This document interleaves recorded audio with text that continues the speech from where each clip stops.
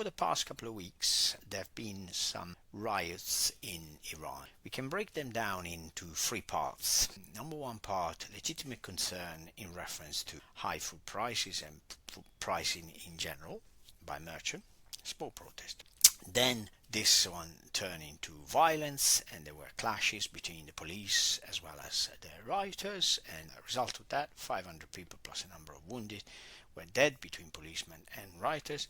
And then number three, last but not least, there was a massive rally in all over Iran to say we're not happy about the situation of the pricing, but certainly we don't want regime change. The rally was so big in Tehran that the Iranian TV had to employ an helicopter to film over the rally. Okay, so there are legitimate concerns, but the people in Iran don't want to regime change. Now, the rioters, especially the violence of the riot, the violent rioters were openly supported by the Western allies. Yeah.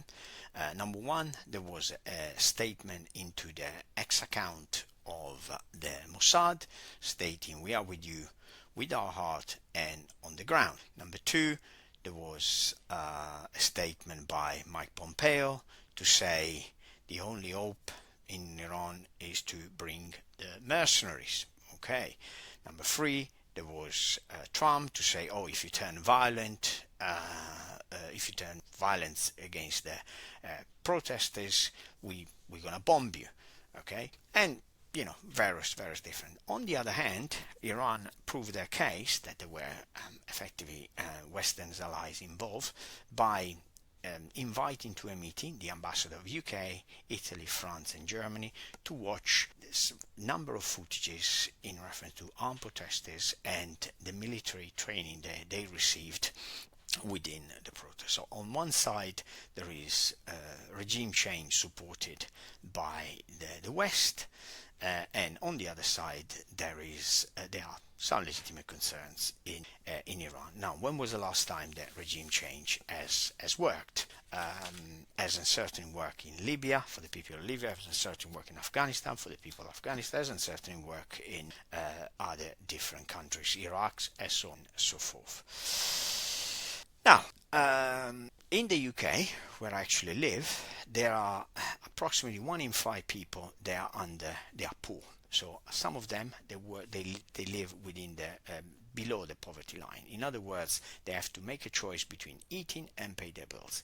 In the US, at least 10% of the population they are under the SNAP program. The SNAP program is the program that allows people that can't afford to eat to give them food. Imagine if any of the evil regimes, so Iran, so Russia, so China, would sponsor any kind of program to destabilize the West, or maybe give them weapons, forget the weapons, or maybe tell them, you know what, the reason why you are so poor is because your state doesn't work for you, and they would openly encourage, even without giving their support, openly encourage in their public account to say, why don't you throw out the government that you have? Why don't you get another government? We can support you, so on and so forth. There will be a massive outcry.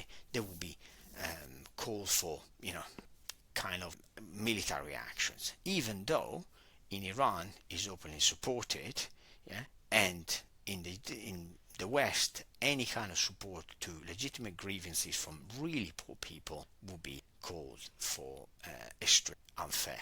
Now, does this sound fair to you?